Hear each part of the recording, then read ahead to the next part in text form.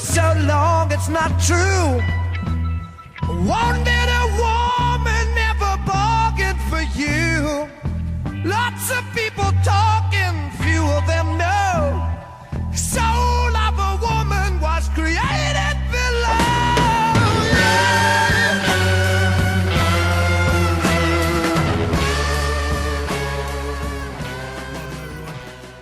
It is Friday, October 25th, and this is the Dazed and Confused podcast. My name is Dennis Johnson, and I am so fired up right now. I couldn't even finish my note-taking and research. I had to get on instantly because this shit is driving me fucking bonkers. Anyway, for those of you who don't know, I've done a podcast for a couple years now. It's gone... It's had a number of different titles. You know, I brought a couple of condensing mics into Fenway and did a podcast inside Fenway Park and got a ton of strange looks and did a couple of Super Bowl specials, but they never actually aired. I didn't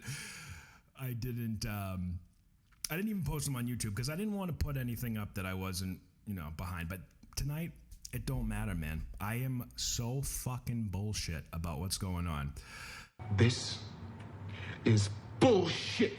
So, take a step back. I don't know. I don't want to turn this into a political podcast, if that's, for lack of a better term. But from where I'm standing, from an unbiased opinion, the president is currently being impeached, or I shouldn't say impeached. He's currently being heavily looked into to being impeached. So that is not up for debate. Personally, I think, you know what, I don't want to skew your opinion of me. I won't say my opinion one way or the other on Donald Trump. But so we're already in a sort of tumultuous period. But this shit. So to give you a background, I'm 34 years old. I was a heavy smoker. I smoked Marlboro Red 100s. That kid's like a sick fuck, My argument was why they were the same price.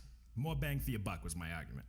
You could get the extra long cigarette for the same price. And looking back, that's just, I'm just mortified and disgusted with myself. I can't imagine what girls would think looking at me at school and whatever. And I chain smoked. This company, Jules, comes out with this. So vaping for those of you who don't know, has been around for a long time, but the nicotine levels were so low, it was no supplement whatsoever. And then Juul comes out with this product that has this particular chemical that allows it to give you up to 5% nicotine. And I was wildly successful in smoking cessation. I stopped smoking. I haven't had a cigarette in over a year. And I'm not alone. I got referred to this shit. So I am a true success story. Winner, winner, chicken dinner. I don't think so. Winner, winner, sheen dinner. And you'll hear a number of different arguments about the health benefits, pros and cons or whatever. I'll tell you right now, within a month, say 2 months of stopping smoking, I noticed a drastic difference in my ability to breathe, my ability to exercise. It was night and day. So yes, it is not perfect. It is not ideal. It is not as good as quitting, period.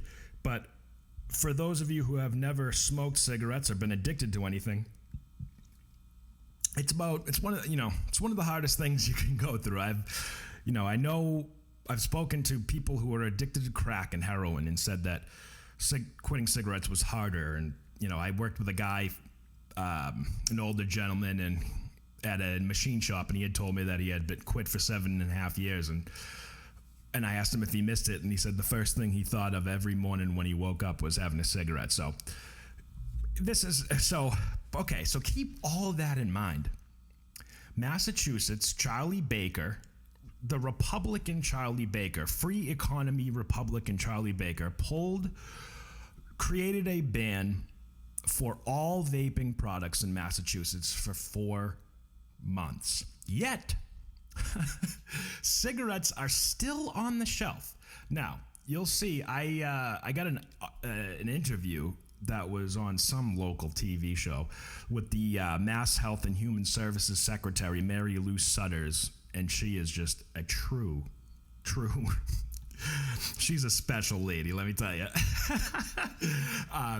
Needless to say, I disagree with nearly everything she had to say, which is mildly disconcerting for someone who is in charge of health and human services in Massachusetts. But bottom line, the argument for them to ban it is that they have yet to understand. So 9 people have passed away, have died in the last year or so due to vaping. And there's been about 1,500 people that have gotten sick. They have yet to understand how that has occurred, and which makes sense because they even admit it. The majority of these cases are for vaping products that were purchased on the black market and are THC vaping. These are not the Jules and the. So anyway, their fucking argument is that because they don't have a complete understanding of why that is occurring, they have to remove them from the shelves. Yet, we have a complete understanding of how vicious and violent cigarettes destroy lives and kill people, but we understand how, so it's cool. We'll leave them on the shelf. Holy mackerel! Because not only Juul has a nice setup where you can get them mailed to your home, and that was really easy. I didn't have to go to the goddamn gas station. Now I gotta drive to fucking New Hampshire. Here's my point. I think tobacco lobbyists are all over this. I really do. I feel like it's too bizarre for the arguments that they're making are too bizarre, and intelligent people can't, honest to goodness, believe that unless they're being cajoled or provoked. Or it's no secret that tobacco lobbyists are some of the most powerful in the country, right? And they probably they're probably the most persuasive, and they probably have the most pull with God knows who. And so they're super threatened. I was a great customer from Marlboro. I bought a pack a day for 10 years. That's a lot of revenue that they lost, and I can only imagine how much it's continuing to get worse. And it's funny because they banned vaping, yet the majority of the cases that have occurred as far as people getting sick are based on the THC that are purchased on the black market. It's just, I don't know. I don't know. I can't. I'm rendered speechless, which is rare because I am so fucking furious about this. Okay, so here is Massachusetts Health and Human Services Secretary Mary Lou Sutters. Data. Growing consensus, I think, across the board that flavored vaping products should be banned.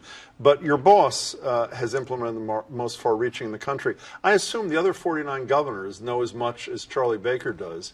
Why is he going where he's going, where nobody else has chosen to tread, for lack of a better expression? Seriously. Well, only a few states have actually implemented partial bans. I think Rhode Island made an announcement today, New York and Michigan.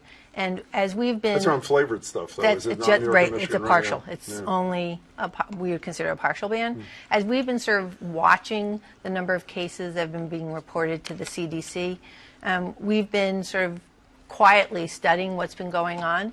And when we brought together a group of pulmonologists, it's pretty clear to us that no one really understands what the root cause is of vaping-related pulmonary disease, which is why we felt it was important to have a temporary ban put in place. All right. So I'm about to, I don't know, I'm just going to go. Listen, this has occurred with many people in this area of the country. Like a lot of people from all different walks of life, I got involved with painkillers in college and ended up having to go to detox and the whole fucking thing. It was a nightmare. The idea that and for those of you who haven't experienced the oh so heavenly experience that is with opioid withdrawals, it is unlike anything words could ever describe. It is a hell worse than, I would rather get waterboarded than go through opiate withdrawals again. It's just undescribable. Every minute feels like 20 hours. Everything sucks. You're hot, you're cold. TV shows that you normally liked, you hate. Even, nothing can help. It's just horrible. The sheer amount of numbers of painkillers that were dumped onto Massachusetts is staggering. Came to 6 to 12 Oxycontins per person a day for 3 years. So I'm just saying that it is kind of funny that the Secretary of Health and Human Services is talking about, they're so concerned with with people's health because, 9 people passed away in the last year in the United States when there is truly, they're calling this vaping thing, by the way, an epidemic. The true epidemic is the opioid epidemic, okay? The vaping is far, far, far, far, far, far from an epidemic. But, okay, so the argument is we need to put a ban in because we don't understand why. All right, fine, I guess. I don't know. But the guy says a good point. I mean, so all other states are just idiots? What is driving these people? I swear it has to be Charlie's getting kickbacks or something. Why would he give a fuck? And we're about to get into it, but the vaping industry, as time has gone by, has, kind of snowballed and created a lot of jobs. $130 million a year in payroll is now off the books for 4 months because 9 people died using THC vapor. It does not fucking make sense.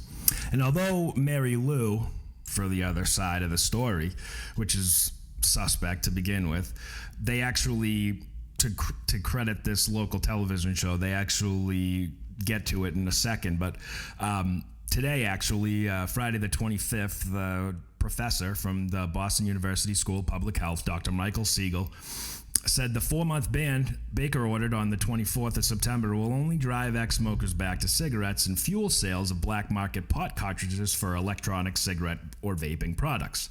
Now, that makes sense, right? That's logical. We're talking about an addictive chemical. We're talking about nicotine. It is addictive. People are going to find a way to get it. So basically they're going to go to the black market. They're going to go to unregulated products, which then as a result make them sick. So it could be argued that the ban is actually making more people sick than less. But let's get back to the interview because I will never be able to get through it. And I assume the 4 months is randomly chosen. If you need more, you'll ask for more or demand more, or if you need less, you'll act before that. Is that the safe assumption? So okay. 4 months is it's a pause. We also understand that it has an impact on businesses. Yeah, I want to get to the businesses in a minute. The reality is, I assume people, you and the governor, think we need federal action because it seems to me, just like you can go to New Hampshire and buy an assault weapon, which you can here, you can go to New Hampshire and buy that which is now banned on the vaping front across the border and just bring it back to Massachusetts, right? Right. There's no question we need federal action. Okay, I got to stop it again. I'm sorry. I really was going to promise myself that I was going to make it through without stopping this fucking interview, but we need to get federal action. We need to bring federal action. I don't know if we've gotten to it yet, but the only way they can ban this permanently is federally. So the argument is moot it needs federal action. You cannot. There's no other action to be made. The only way the action can be made is federally. That point doesn't make any sense. Fuck. So maybe you can. The President of the United States earlier this month spoke on vaping. Here's Donald Trump. We can't allow people to get sick, and we can't have our youth be so affected. People are dying with vaping. So we're looking at it very closely. Saying all the right things. So why is the FDA dragging its feet? I mean, what are they waiting for? The FDA has proposed rules out, and we're waiting for them to regulate them as soon as possible. I mentioned at the beginning of this thing that you've taken some criticism in the last 24 hours for the move that you and the governor made here. There are at least two that I've identified, maybe three. Let's start with one that came from one of the members of the Cannabis Control Commission. Shailene Title was on Morning Edition right here on GBH this morning with Joe Matthew. God bless this Here's woman. what she had She's to say. Brilliant. The most relevant question is there any evidence that's linking the illnesses with legal regulated products? And I think the answer is no. When we issue a ban, especially on an addictive product like e-cigarettes, we are pushing people to the illicit market, which is exactly the source of the unregulated and potentially dangerous product. I think that actually goes against the principles of public health and harm reduction. Does it go against those principles? Oh, there's a shocker. Because no one knows what the root cause is of severe pulmonary disease that's vaping related, which is why we believe we need a pause in order to understand root causes in order for whatever we're going to do going forward actually addresses the issue. But she is right about the black market. I mean, all I read almost every single day is this mountains of illegal vaping products coming out of China, for example. Right. And so why won't people kids aren't supposed to use them, and they're using them in huge numbers, as you know far better than I, since you like data too, by the way. Why isn't she right that they're just going to move, they're not all of a sudden going to give up the demand, are they? So first of all, it's a temporary ban. This is a temporary ban. The black market existed before and after this ban is over, and our whole point is to bring awareness around the danger of vaping and to understand what is the cause of vaping. And destroy small business owners. Is it marijuana products? Is it e-cigarettes? Would Title's criticism concern you more if it was a permanent ban that was in effect? No. I think what we need to do is understand what the root cause is and then develop the regulatory and statutory framework going forward. Okay, second criticism, I may fall into this camp, I have to think about it more, the anti-cigarette types, and I am just out of my mind anti-cigarettes. The facts are, I don't know what the data is here, but the facts are I've spoken to a ton of people who say, this is what helped me get off cigarettes. Cigarettes are far more deadly, that we know, and we do know the cause and effect, than vaping is. So what do you say to people who've used vaping or hope to use vaping to get off cigarettes? So here we go. This ought to be good. The FDA has not indicated that e-cigarettes is successful at helping people actually get off cigarettes, but they're both dangerous. Oh my God, I can't. This cigarettes is are about to actually make labeled, me lose. right? We know when you buy cigarettes, there's a label on it telling you it's dangerous for your health. There's nothing that's a label on vaping. She's just coming with zero facts. I have right now in my hand a 4-pack of 5% Juul. On the front of the 4-pack, I would say about a third of the package. Giant black letters. Warning. This product contains nicotine. Nicotine is an addictive chemical. Turn the pack over. 3/4 of the back are another warning. Contains nicotine, which can be poisonous. Avoid contact with skin and eyes. Do not drink. Keep out of reach of children and pets in case of accidental contact. Seek medical help. This product contains chemicals known to the state of California to cause cancer and birth defects or other reproductive harm. Warning, this product contains nicotine. Nicotine is an addictive chemical. So she's going on. Now, granted, this is like a WBUR. Not a lot of people are seeing, but talk about, she's not only unprepared, she's presenting falsehoods. She's, they currently have nothing on the packages. And I don't know about you guys, but I smoked cigarettes for a long fucking time. I don't remember ever seeing warnings this big, a third of the package. I went to Europe last year, and all cigarettes across the board in Europe have giant, gum disease pictures right on the front.